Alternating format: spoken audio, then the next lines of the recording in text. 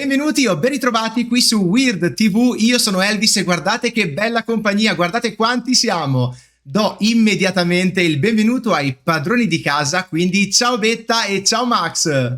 Ciao Elvis, Ciao. piacere di rivederti. Ciao a tutti, ciao a tutti. Guardate gli ospiti che ci sono qui sopra. Io direi che Wyrd Edizioni può tranquillamente introdurre questi volti che ormai saranno già noti, ma un refresh non fa mai male. Andiamo subito a presentare gli ospiti di questa chiacchierata. Chris Pramas, welcome. Chris Pramas da Green Ronin, e tutti voi lo conoscete e probabilmente non avete molto visto sui nostri canali quest'altro nostro ospite, Steve Kenson. Welcome Steve. Hello. E Steve è un creatore di giochi importantissimo e pian piano passeremo a farveli conoscere. Allora, è sicuramente un piacere rivedere Chris. Ci siamo incontrati a Lucca di 2 anni fa e siamo ancora più contenti di incontrare per la prima volta Steve Kenson, noto nel panorama dei GDR, come diceva prima Elisabetta, però forse poco noto a noi italiani proprio perché non è mai comparso attivamente da noi. Quindi, per comprenderlo al meglio, gli chiediamo innanzitutto di presentarsi un po' e dirci in qualche modo qual è stato il suo percorso come autore nel settore dei GDR. Thank you for having me. I've been working in tabletop RPGs for almost 30 years now. I started freelancing back in 1993, and in 2003 I started working for Green Ronin full time as the developer of Mutants and Masterminds after designing and publishing the first edition through Green Ronin. I worked as Mutants and Masterminds developer and on other projects, including the first edition of Blue Rose, which we'll talk about. During that time, eventually I transitioned to working as a staff designer with Green Ronin after I left the position of Mutants and Masterminds developer in 2009. And since that time, I've been primarily working on staff as a designer, working, writing various projects, doing design work, doing lead design on various projects and the like, including the current edition of Blue Rose, which we're also going to talk about. Yeah. Yes. Question out of the lines. How did you decide to create games? I mean, to write games? I got into designing games because I was a very avid game player in high school and college. And I like a lot of dungeon masters and game masters. I wrote a lot of my own material, and I did a lot of amateur game design. And in late in college, I got involved in the very early days of the internet, online communities, and became more involved in playtesting games and the like. And that eventually led me to submit some of my designs through playtesting to game publishers, and realized I could actually, make money at it. People would pay me to do it. Yeah, that's a good thing. Grazie Steve per aver inquadrato la tua professione in questo momento. Ma volevo chiedere a Chris, visto che stavamo parlando di Green Ronin e già lo conosciamo perché è già stato nostro ospite, questo periodo di pandemia generale, questo periodo un po' particolare per il mercato editoriale in genere, le fiere che non ci sono state, tutto quanto, cosa ci puoi dire a riguardo sull'andamento del mercato editoriale in America e soprattutto la ripresa delle convention come Gen Con, com'è stata? So Gen Con was pretty weird this year because we just didn't know what to expect, like, at all. And so, normally we can look back on sales data from previous Gen Cons, and that helps us decide how many books to bring. Because ideally you want to ship back as few books as possible, because when you pay to ship something out and then back, you're just wasting money. But who could know how this Gen Con was going to go? So we just had to guess. And so, as always, some things sold faster than we thought and some things sold slower than we thought. But the good news was that, people did come and they did spend money at booths. I think a lot of people, missed the experience of being at a convention and were happy to support their favorite creators and publishers and things like that. So, essentially, it was a half-size crowd, and we did about half the usual business that we would do. So that, seemed like a decent result. And we did go kind of leaner and meaner this year. So we would typically have a bigger booth and 10, 12 people between our team and volunteers and stuff. This year, it was just 4 of us, the 3 owners and Steve. So we had fewer expenses as well. So overall, I would consider that a success. But it's so hard to tell with COVID and the Delta variant, and there could be new variants before next Gen Con. Who knows? So it's hard to predict where that's going to go. What's up? Yeah. Good. Allora, noi volevamo tenervi nascosto l'argomento di questa chiacchierata fino a un pochettino di minuti, però giustamente l'overlay, la grafica, vi fa immediatamente capire che l'argomento principale sarà appunto Blue Rose, oltre ovviamente ad ospitare una splendida chiacchierata con questi bravissimi game designer. Ma passiamo giustamente alle cose un po' più tecniche. Allora, Blue Rose, la nuova edizione, sfrutta l'AGE System. Questo sistema adesso vogliamo conoscerlo nel dettaglio e vorremmo che appunto ce ne parlaste voi. Quindi, come potreste descriverci per favore l'AGE System? Come ci potreste raccontare quali sono le sue peculiarità ed i suoi punti di forza, per favore? So the adventure game engine I originally designed for the Dragon Age role-playing game, and BioWare had come to us and said, "Hey, look, we're doing this computer game that's a spiritual successor to Baldur's Gate, and we think it would be cool if there's a tabletop game to go with it." So my goal when I was designing the Dragon Age game and creating the adventure game engine was to do something that would be approachable to people who hadn't done tabletop before. And specifically, I was trying to pull in people who knew video games but hadn't tried tabletop before. And so I wanted something simpler than a lot of the third edition D&D, for example, and just easier to get into.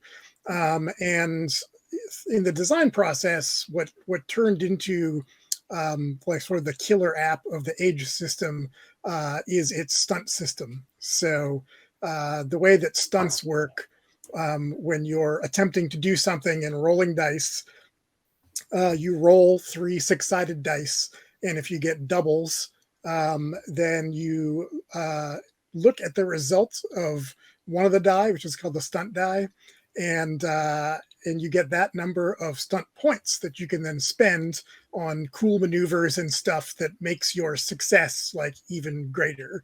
And so it started off with just combat stunts, which was essentially like a dynamic critical hit system.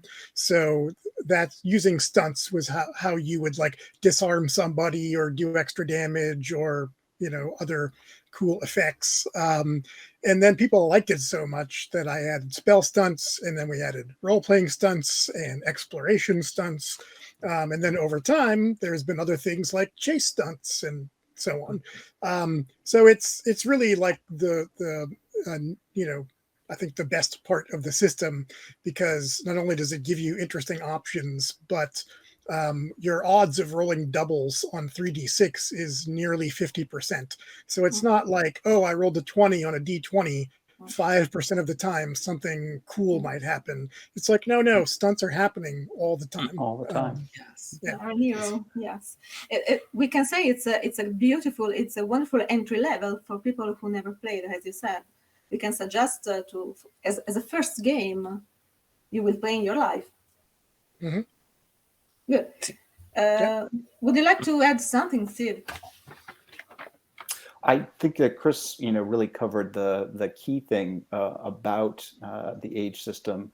I think that one of the other qualities of the system is also that character creation is a fairly simple, straightforward process of just stepping through a few simple choices in terms of determining your character's ability scores, deciding on their background, choosing their class, and the like to put together a complete character in a pretty short amount of time. So it's quick, it's easy, it's a very simple system to both pick up and to learn.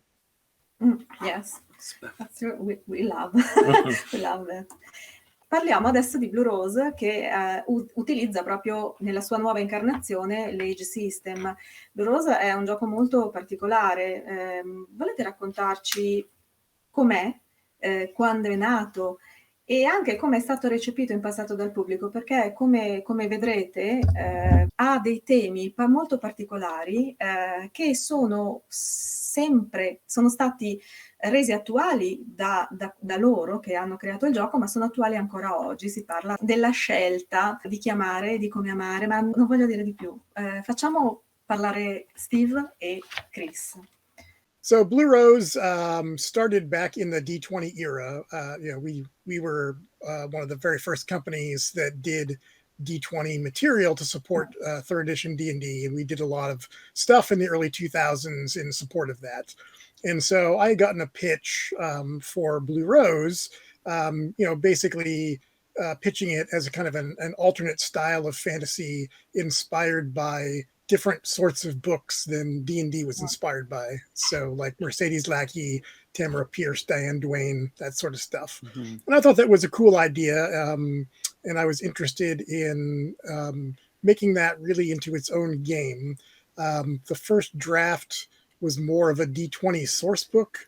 And I just felt like that's not how we should do it, because we didn't want to tell people, buy these 3 books that give you a fairly complicated game, and then we'll tell you how to modify that to make it into this game. That just didn't seem like a good route to go. So Steve came on and designed what was called the True 20 system.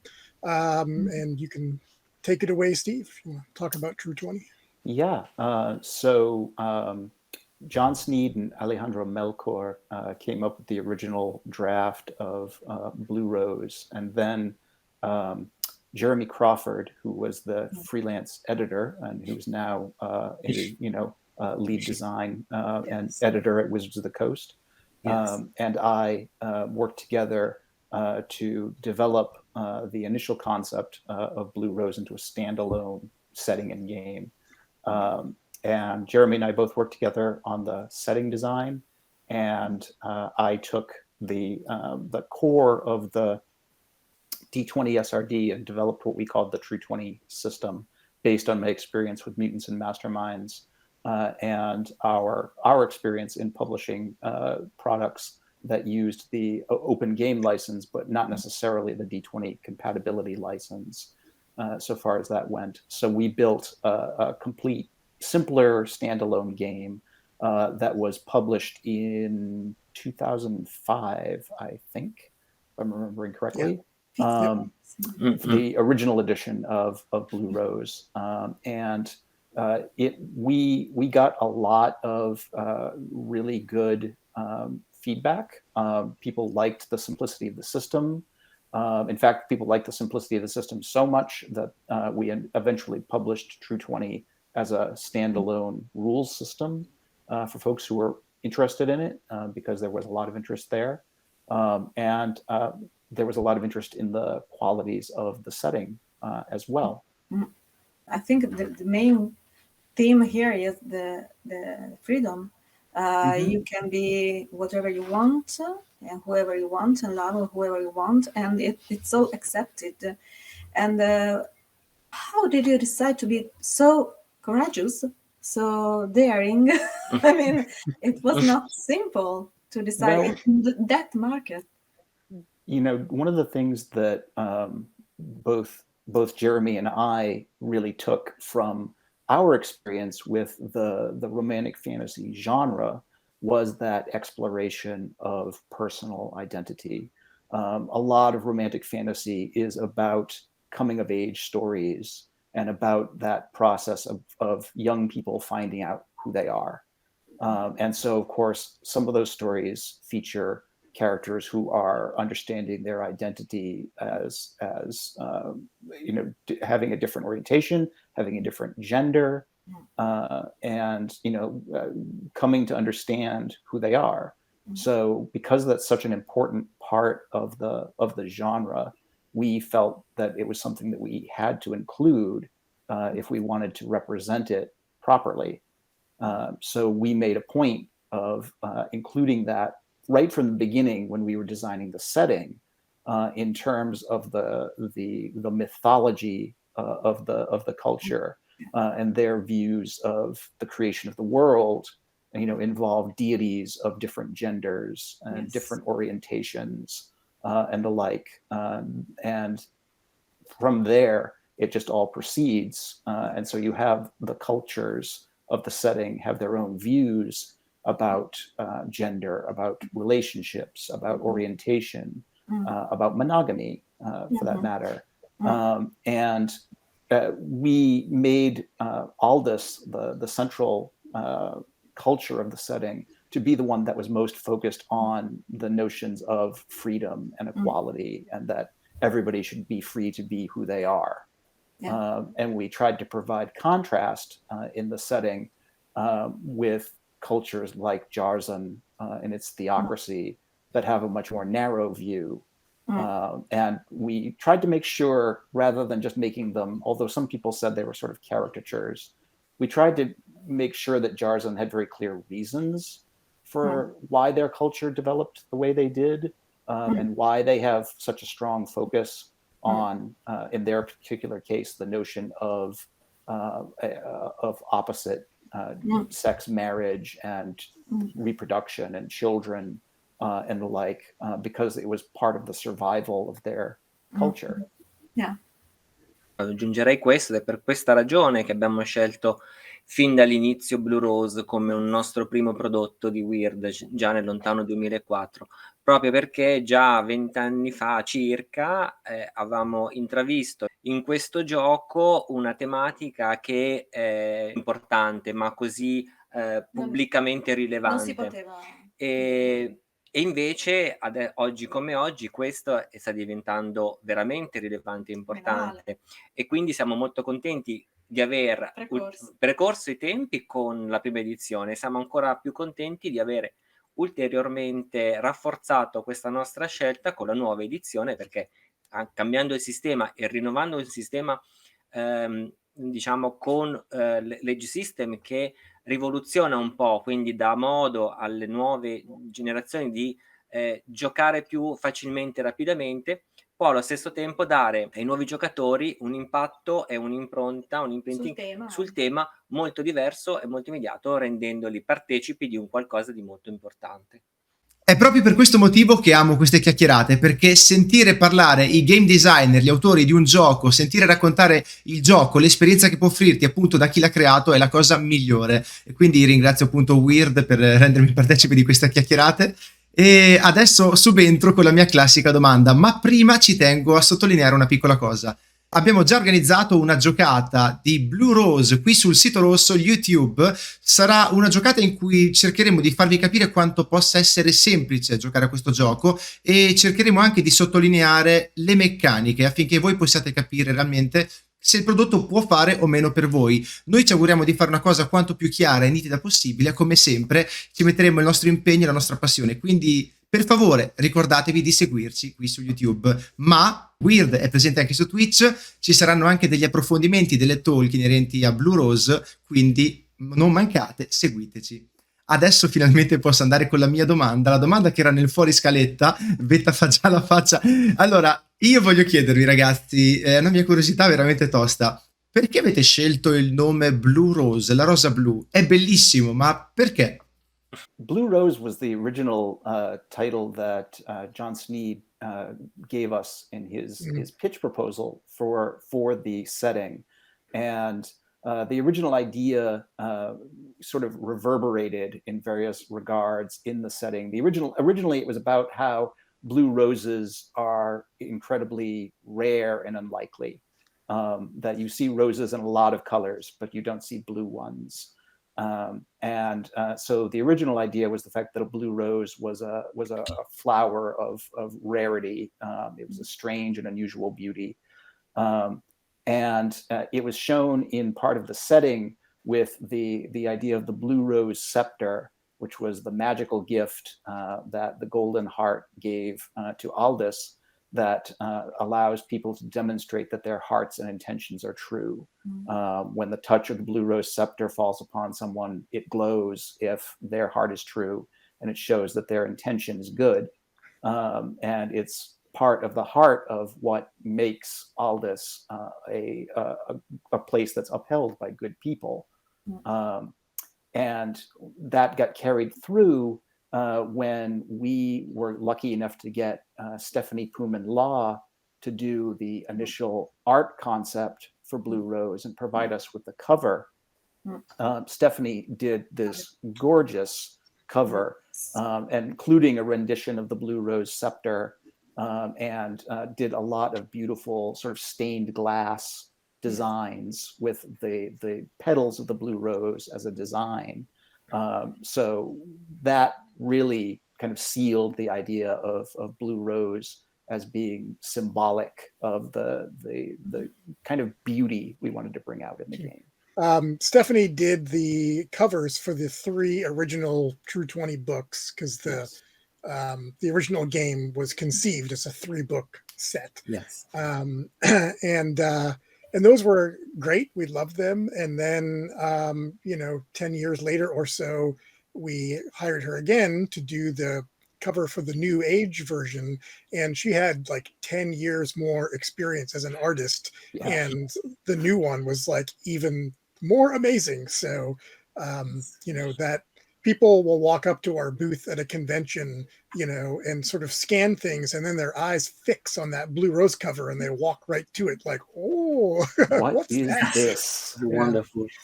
Volevo chiedere a Steve o a Chris, chiunque voglia rispondermi, se Blue Rose ha delle meccaniche diverse o peculiari rispetto proprio al sistema dell'Age System, se c'è qualcosa di nuovo. I think that Chris pointed out that the key mechanic of the age system is the stunt system, and one of the ways that manifests in Blue Rose is that we have a specific relationship system that's built into the game, because so much about Blue Rose is about characters' relationships and the things that really they're passionate about and that they care about. We build that into the game, where players define the most important relationships their characters have. Those relationships are given a numerical value that measures their growing strength or intensity over the course of the character's life. And those relationship points essentially come into play in the game, and that they can give you extra stunt points to do things that are important to your relationship. So if you are, doing something to rescue your true love who is in danger, you can draw on that relationship for strength and for stunt points to make you more successful. If you're fighting a duel with your hated enemy, which is another kind of relationship, you can draw on the strength of that relationship to give you more stunt points to make you more successful. If you have a relationship with your patriotism to Aldous and your sworn duty to the Queen, you can draw upon that relationship to give you stunt points in order to, and the players can define their relationships any way they want. It can be love, it can be hatred, it can be intense loyalty, it can be anything that the character is really passionate about, and it works hand in glove with the stunt system in order to just change it a little bit to focus more on what Blue Rose is about. Quali libri fanno parte attualmente della linea di Blue Rose? Quali titoli ha questa linea? E Chris, su cosa altro state lavorando per Blue Rose? Okay, so we have been supporting the newer Blue Rose game with a continuing line of both game supplements and fiction. Joe Carricker is the current developer for the Blue Rose line, and actually wrote the first Blue Rose novel, which is called Shadow Tide, and is really excellent. For the game, we started off with a book of short adventures called Six of Swords. And then we did a large city book about Aldis, which is gorgeous and full of locations, characters, adventure hooks, all kinds of stuff. Let's see, we just released at Gen Con. It's not yet in distribution, but it will be very soon. Envoys to the Mount, which is basically like an adventure path, adventure series sort of thing. Very large adventure that will take you through, all the various tiers of play in Blue Rose, and it also provides details on a whole new area that we haven't really detailed before. And tied into that is a fiction anthology called Tales from the Mount, with stories that spring off of the adventure and take place in that same area, and so on. I feel like I'm forgetting something. What am I forgetting, Steve? A cookbook. A cookbook. Oh yes, we did do a cookbook. Yes. Yes. Jess Hartley did a freebie for us, which is a Blue Rose cookbook, which was a lot of fun. There's a Game Master's kit that has like a GM screen, an adventure with pre-generated characters, and a bunch of reference cards for stunts and actions and that sort of stuff. Allora, io dico una cosa con un enorme sorriso. Quando si parla di Blue Rose in Italia, ormai è molto facile accomunare questo gioco al gruppo dei These Dungeons, che salutiamo. Ovviamente in descrizione troverete i link di riferimento, perché ci mancherebbe. Potete vedervi tutte queste giocate, la progressione dei personaggi e l'evoluzione della storia, che è meravigliosa. Ma vado alle ciance, torniamo alle domande. Allora, i ragazzi di This Dungeon hanno preparato 3 domandine che adesso vorremmo proporvi. La prima: lo sviluppo della storia interna dell'ambientazione rispetto alla prima edizione è stata organica? Ad esempio una campagna interna degli sviluppatori di Green Ronin? Oppure è stata decisa a tavolino? Raccontateci, per favore. As much as I'd like to tell you that there's been a master plan all along, that is not how it worked out. Most of our books come from the developers and designers. And we had, before COVID, a process where, because a lot of our team is spread out all over the country and even into Canada, we're not all together that often. So we would do a yearly summit where we would fly people into Seattle, and then we would all spend a weekend together, kind of debriefing on the previous year and then making plans for the coming, 18 months to 2 years.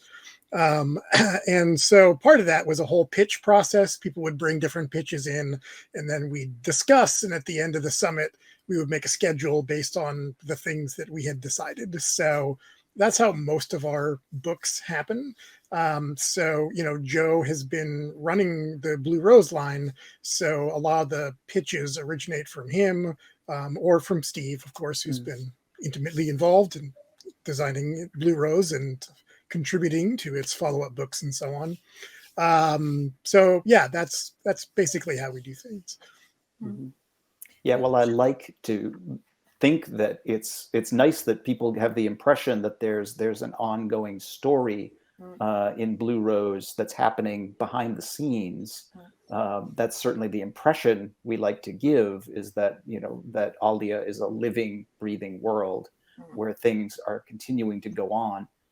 We did make a point when we did the Age edition of Blue Rose to advance things in the setting a bit further, to allow us to make a few changes that we thought would make for a more interesting and dynamic setting, particularly in terms of the defeat of the Lich King and bringing about his Shadowed Seven regents and the like, to provide more villains in the setting that would be interesting in a lot of different ways.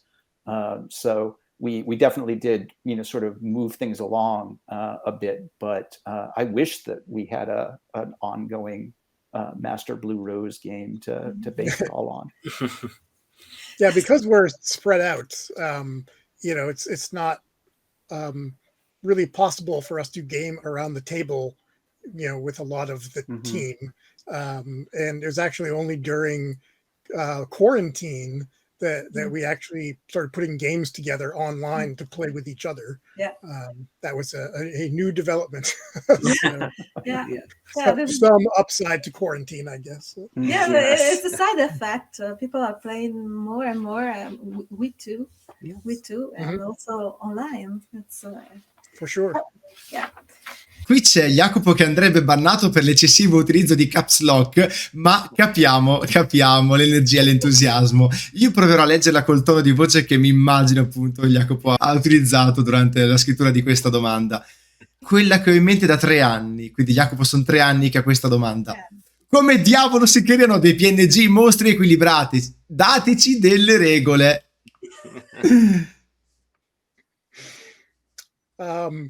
Okay. So the reason I didn't put in a very mechanical encounter design system the way that various editions of D&D have done is that in all our time publishing D20 material, I found that such systems didn't really work. They gave you the illusion that they worked, but it is such, like, you just don't know what the players are going to do. You don't know how the dice are going to fall. There's just so many factors, Yes. So we've tried to provide some general threat levels for monsters and things like that. But a lot of it is a game master, like, knowing the abilities of their party. And also, I think an important technique that you can use, which is not honestly seen all that often in RPGs, is just the idea of reinforcements. Like, a lot of encounters are like, there's 8 ice wolves and then that's it. But if you're 2 rounds into the fight and it's way too easy for them, guess what? More ice wolves can show up, or maybe a Yeti or whatever, So I think you just need to think on your feet. You want to have a fight that feels like it's challenging and not a walkover. I mean, unless you just want to make them feel real good. But so I don't know if Steve has anything to add to that. But well, I think one other interesting thing with regard to Blue Rose is that one of the emphases of the setting is that fighting isn't necessarily always the way to get things done. I've run Blue Rose games at conventions. In fact, the last Blue Rose game I ran at a convention, we ran through an entire 4 hours of gameplay without a fight. The characters went through a whole series of encounters, and some of them were physically challenging in some cases, where they had to, face difficult climbs or other kinds of physical peril. But there wasn't a combat in the whole adventure. They talked their way out of things, they tricked their way through things, and the like, but the fight wasn't necessary. So sometimes it's also reminding the players that they don't have to fight everything.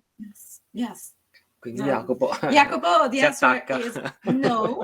And also, don't do it. Don't fight. Don't fight. Allora, abbiamo una domanda fuori programma per Steve. dato che molte persone in Italia scrivono giochi o si approcciano adesso a questa pratica, vorremmo chiedere, Steve, tu come procedi quando crei, quando lavori su un progetto? Qual è il tuo flusso di lavoro, i tuoi metodi? Design really depends so much on what your end goal is, and how you're going to get there.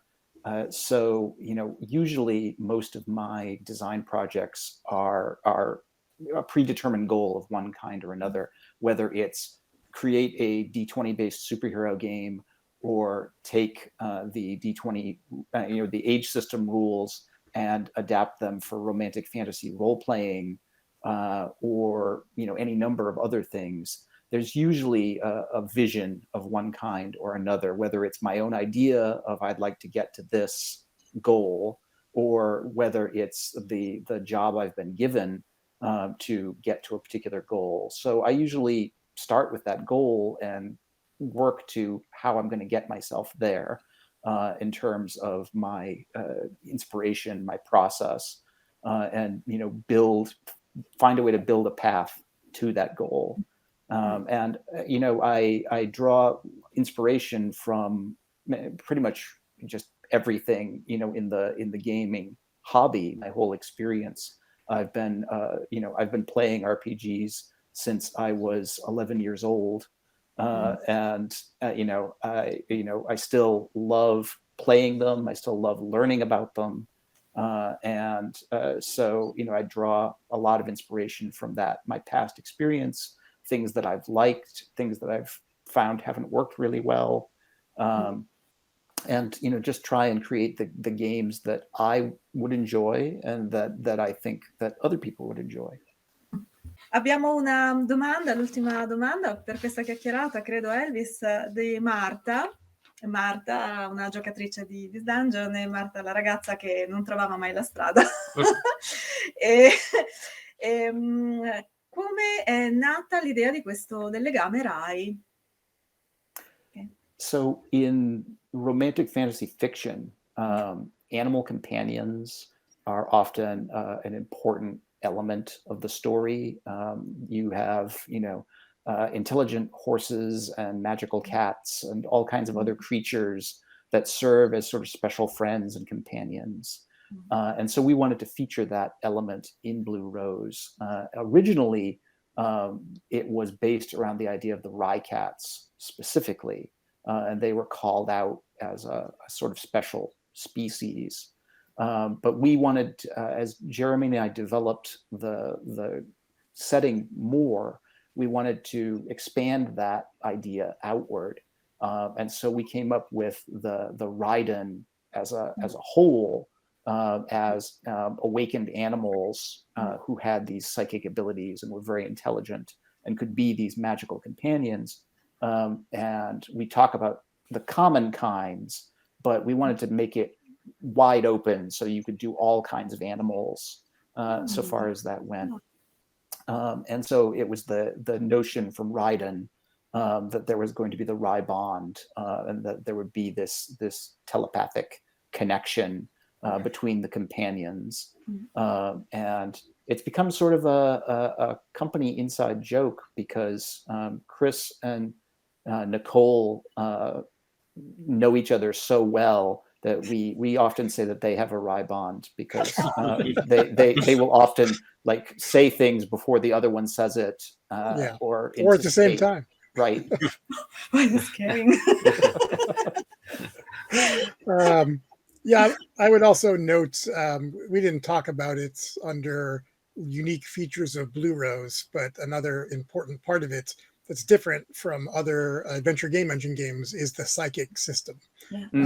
So the Rye animals are psychic. So, psychic cat, psychic horse. The Shadow Tide novel has a psychic lion, which is pretty interesting. I had created a system for arcane type magic for Fantasy Age, and then Blue Rose has that, but also this psychic system, which is what the sort of good characters tend to use, and it's got a different feel to it than typical RPG magic. Siamo arrivati anche alla fine di questa chiacchierata, con l'augurio che Chris e Steve possano insomma ritornare in Italia, si possano divertire insieme a noi in una fiera, si spera il prima possibile, o comunque sia vorremmo ospitarli nuovamente qui su Wyrd TV. Ci siamo divertiti tantissimo, Chris e Steve, thank you very much. Mettete subito dei pollicioni per Chris, Steve, Wyrd, non per me, per loro, perché loro sono quelli bravi che ci stanno dentro davvero, io sono solo il presentatore. Però mi raccomando, seguite anche i contenuti di cui vi ho accennato prima, quindi sessioni e talk inerenti a Blue Rose. Ci sarà il pre-order ed è giusto che noi vi facciamo conoscere questo prodotto quanto più possibile. Nel frattempo vi auguriamo una fantastica serata e grazie tantissimo. Bye. Bye. Thanks. Ciao. Good luck. Ciao.